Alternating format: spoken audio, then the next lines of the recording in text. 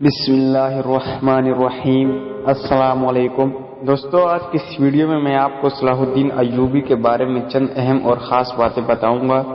Viewers video کو last تک دیکھیے گا اور لاسٹ تک دیکھنے کے بعد اپنی رائے اس چینل کے متعلق ضرور دیجیے گا۔ 12ویں صدی عیسوی کے آخر میں یورپ کے بعض پادریوں نے صلیبی جنگوں کی بنیاد رکھی اور بے شمار یورپی عیسائیوں کے لشکر شام و فلسطین میں بھیجیے تاکہ فلسطین اور آس پاس کے علاقے مسلمانوں سے چھین لیں اور بیت المقدس پر قبضہ کر لیں۔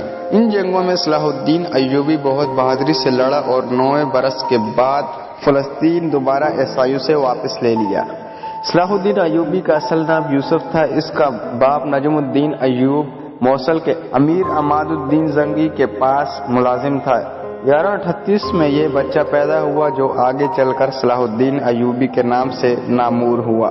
جب صلاح الدین 8 برس کا تھا، عماد الدین زنگی اپنے غلاموں کے ہاتھوں مارا گیا اور اس کا چھوٹا لڑکا نور الدین محمود حلب کا امیر بن گیا۔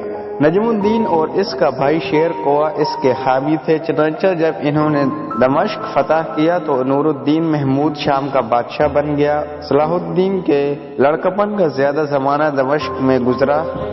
فاطمی خلافت کے خاتمے پر خلیفہ بغداد نے صلاح الدین کو مصر کا سلطان بنا دیا۔ اس زمانے میں تیسری صلیبی جنگ کے لیے یورپ سے فوجیں آنے لگی۔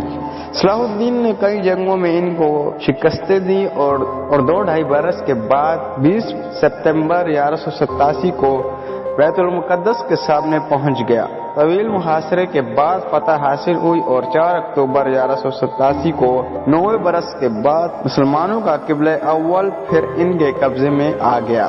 سلطان صلاح الدین ایوبی پہلا مسلمان بادشاہ تھا جس سے یورپ کے عیسائیوں کو سابقہ پڑا۔ سلطان نے عیسائیوں سے اس قدر عدل و احسان، رحم و کرم اور دریا دلی کا برتاؤ تو کیا کہ آج تک تاریخ اس کی تعریف میں رتب الشان ہے۔ سلطان بیت المقدس کو فتح کرنے کے بعد مشق چلا گیا۔ 1193 کے بعد ماہ فروری میں ٹھنڈ لگ جانے کی وجہ سے بیمار ہو گیا اور اسی علالت میں وفات پائی۔ اس وقت سلطان کی عمر 55 برس کی تھی۔ اور اسی کے ساتھ ویڈیو کا اختتام کرتے ہیں۔ امید کرتے ہیں آپ کو یہ ویڈیو پسند آئی ہوگی۔ پسند آئی ہے تو لائک کریں اور چینل کو ضرور سبسکرائب کریں۔